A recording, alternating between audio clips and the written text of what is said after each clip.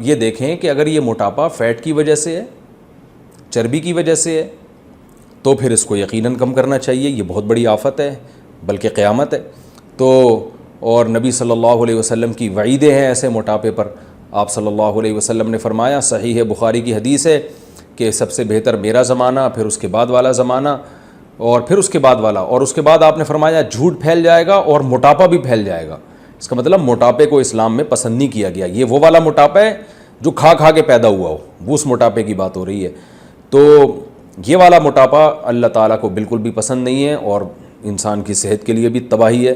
تو پہلے سے وہ آپ چیک کروا دیں، ڈاکٹر سے رابطہ کریں، وہ آپ کو بتا دیں گے یہ اچھا والا موٹاپا ہے یا گندا والا موٹاپا ہے. ٹھیک ہے نا، یعنی چربی کی وجہ سے یا کسی اور وجہ سے. اگر چربی والا موٹاپا ہے تو بھائی اس کے لیے جو سب سے بہترین چیز ہے وہ ہے آپ جاگنگ کریں صبح صبح اٹھ کے. آپ کہہ سکتے ہیں کہ ہم سے تو چلا نہیں جاتا موٹاپے کی وجہ سے، بھاگے گا کون؟ تو جتنا بھاگا جا رہا ہے اتنا بھاگیں. میں لوگوں سے کہتا ہوں نا جو جم نہیں جاتے یا ویٹ نہیں اٹھایا جاتا، میں کہتا ہوں یار آپ سے، وہ کہتے ہیں ہم سے اٹھتا ہی نہیں ہے ویٹ. میں کہتا ہوں یار ایک تنکے کے دونوں طرف بٹن لگاؤ، ایک تنکا لو، ادھر بھی قمیض کا بٹن یہاں بھی لگاؤ، ایک یہاں بھی لگاؤ، اٹھانا شروع کرو. تو کہتے ہیں یار مفتی صاحب یہ کیا مذاق ہے. میں کہتا ہوں یہ اٹھا لو. یہ کہہ رہے ہیں یہ کیوں نہیں اٹھا لیں گے. میں نے کہا یہاں سے شروع کرو، اس کا مطلب ویٹ اٹھا سکتے ہو آپ. تو تھوڑا ویٹ اٹھاؤ نا، پھر 2 بٹن کر دینا کہ 10 بٹن، جتنا اٹھا سکتے ہو اتنا تو اٹھاؤ بھائی. 1 کلو اٹھا سکتے ہو، 1 کلو ویٹ اٹھاؤ، تو آہستہ آہستہ 2 کلو کی طاقت اللہ پیدا کر دے گا. یہ تو بٹن تو ایک مثال دے رہا ہوں سمجھانے کے لیے کہ جتنا ہو سکتا ہے اتنا تو کریں. تو آپ جو موٹے حضرات ہیں بھائی ان کو جاگنگ کرنی پڑے گی. پہلے تیز چلیں، تیز چلنے کی عادت ڈالیں، اسپیڈ کے ساتھ چلیں. یہ جو پارکوں میں جس طرح سے لوگ صبح صبح چل رہے ہیں، یہ چلنا بیکار چلنا ہے، اس سے کچھ بھی نہیں ہوگا. گپ شپ لگاتے ہوئے جا رہے ہوتے ہیں اور کوئی اسپیڈ ہوتی نہیں ہے ان کی. تو اسپیڈ کے ساتھ چلیں اور باتیں نہ کریں اس دوران. جتنا تیز چل سکتے ہیں اور جتنی دیر تک چل سکتے ہیں چلیں، سانس پھول جائے. تو یہ آہستہ آہستہ لاشعوری طور پر آپ کا اسٹیمنا بڑھنا شروع ہوگا. اور جب چلنے کے عادی ہو جائیں تو پھر اس کے بعد ہلکی ہلکی جاگنگ شروع کریں، ہلکی ہلکی. دیکھیں کتنا دوڑ سکتا ہوں، جتنا دوڑا جا رہا ہے اتنا دوڑ لیں. تو پھر نوٹ کر لیں بھائی آج میں اتنے منٹ دوڑا، جاگنگ کی ہے میں نے. اگلے دن کیا کریں، 1 ہفتے تک اتنے ہی منٹ تک. دیکھیں گے 1 ہفتے بعد آپ کا اسٹیمنا بڑھ چکا ہوگا. پھر 1 منٹ اور بڑھا دیں، پھر 1 منٹ اور بڑھا دیں. پھر ایک دن آئے گا آپ آدھا گھنٹہ بھاگیں گے. پھر انشاءاللہ ایک دن آئے گا آپ یعنی بڑے آرام سے 35-40 منٹ تک بھاگ سکیں گے انشاءاللہ. اور ایک دن آئے گا آپ ایسا بھاگیں گے کہ اگر آپ کے جتنے قرض، جن لوگوں سے آپ نے قرضے لیے ہوئے آپ، وہ بھی نہیں آپ کو پکڑ سکیں گے. ایسا آپ انشاءاللہ بھاگیں گے. تو ویسے اللہ ایسے بھاگنے سے بچائے. تو ایک تو یہ کریں آپ، اس سے بہت فائدہ ہوگا. جاگنگ جو صبح کی جاگنگ ہے اس سے بہتر کوئی ایکسرسائز نہیں ہے، ورزش نہیں ہے. میٹابولزم بہت اچھا ہو جاتا ہے انسان کا. ہمارا میٹابولزم ہے نا جو ہم کھاتے ہیں، تو بعض لوگ دیکھیں بیٹھے بیٹھے کھا رہے ہوتے ہیں پھر بھی موٹے نہیں ہوتے. وہ کیا ہوتا ہے، ان کی باڈی کا یعنی سسٹم اتنا اچھا ہوتا ہے کہ وہ اندر سے، وہ یعنی دیکھنے میں لگ رہا ہے کچھ نہیں کر رہے مگر وہ کر رہے ہوتے ہیں. ان کے اندر سے سسٹم بہت اچھا ہوتا ہے، سب چیزیں حرکت میں ہوتی ہیں. تو آپ جب بھاگیں گے تو حرکت میں آئیں گے، اور آپ نے سنا ہوگا حرکت میں برکت ہے. دوسرا، کھانے پہ کنٹرول میں یہ کرنا ہے کہ 3 چیزیں دنیا چھوڑنے سے پہلے 3 چیزیں چھوڑنی تو نہیں ہے، کم کر دینی ہے. روٹی، چاول، آلو، اور یہ جو تیل کی چکنائی شکنائی آج کل تیل ڈال کے کھا رہے ہیں، یہ 4 چیزوں سے تھوڑا سا پرہیز کریں، کم کریں، ختم نہ کریں. اور اس کے علاوہ آپ فروٹ کھائیں، اور اللہ آپ کا بھلا کرے گوشت کھائیں، آپ دودھ پئیں، جو ہے وہ انڈے منڈے کھائیں، پھوڑیں.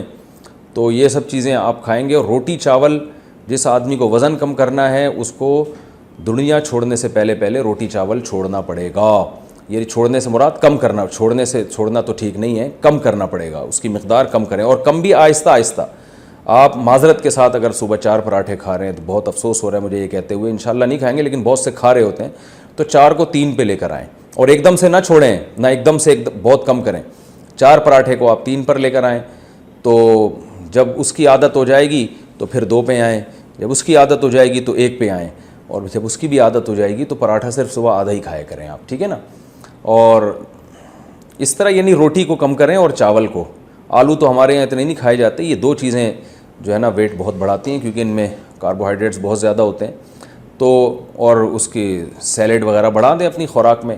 کھانے سے پہلے سیلیڈ کھایا کریں خوب اچھی طرح.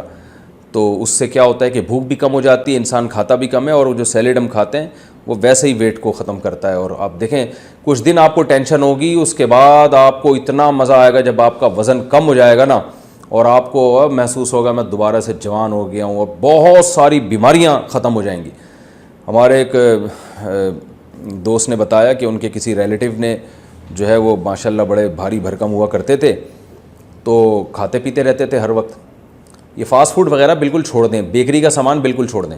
تو وہ بڑے بھاری بھرکم ہوتے تھے, تو انہیں کسی کمپنی میں جاب کی آفر آئی مینیجر کے لیے.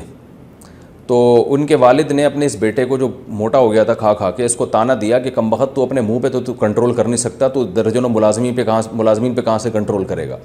تو یہ بات دل پہ لے گئے, انہوں نے وہی ایکسرسائز جاگنگ واگنگ شروع کی اور ڈائٹ پہ توجہ دی, تو اتنا اپنے آپ پہ قابو پیا کہ ماشاءاللہ کافی حد تک کم ہو گئی ہے نا. اور پھر جب ان کی صحت اتنی اچھی ہوئی کہ چشمہ اتر گیا, آپ کو پتہ ہے ڈاکٹر کہتے ہیں چشمہ نہیں اترتا لگنے کے بعد, لیکن ان کا چشمہ اتر گیا. ڈاکٹروں نے بتایا کہ آپ نے شوگر کو 10 سال آگے دھکیل دیا ہے, 10-20 سال آگے دھکیل دیا, کیونکہ یہ جو ان کے ٹیسٹ آئے تھے اس میں بس ان کو شوگر کا حملہ ہونے ہی والا تھا ان کے اوپر, اور پتہ نہیں کیا کیا بیماریاں ختم ہو جاتی ہیں. تو بھائی موٹاپا تو بہت ہی خطرناک چیز ہے. کینسر, ڈاکٹر نے مجھے خود بتایا کینسر کے اسپیشلسٹ نے, کہ کینسر کے جتنے پیشنٹ آتے ہیں اکثر ان پیشنٹ کی ہسٹری میں جب آپ غور کریں تو موٹاپا ہی ہوتا ہے. تو بہت ساری بیماریاں اس سے, تو منہ پہ بھی کنٹرول کریں اور تھوڑا سا فزیکل ایکٹیویٹیز کو بڑھائیں. یہ میرا ٹاپک نہیں ہے, موضوع نہیں ہے, لیکن چلو ہو گیا. اچھا ایک اور بات ہے, بیری کا شہد جو ہے صبح نہار منہ گرم پانی میں آپ اگر قہوہ بنا کے پئیں گے تو اس سے بھی فائدہ ہوتا ہے. بہت تیزی سے پیٹ کی چربی, یعنی مشاہدہ یہ ہوا ہے کہ جن لوگوں کا پیٹ نکلا ہوا تھا وہ یہ تھوڑا گرم پانی میں جب بیری کا شہد ڈال کے پیتے ہیں, تو بیری کے شہد میں حکیم لوگ کہتے ہیں کہ فیٹ ختم کرنے کی کچھ کیمیکل قدرتی طور پر ہوتے ہیں, سدرا شہد جسے کہا جاتا ہے, تو اس سے بھی بڑی جلدی پیٹ جو ہے توند کم ہونا شروع ہوتی ہے. کچھ لوگ حماقتیں کرتے ہیں, سرکہ پینا شروع کر دیتے ہیں نہار منہ. کچھ یہ کرتے ہیں کہ خالی پیٹ لیمن کا قہوہ پینا شروع کر دیتے ہیں.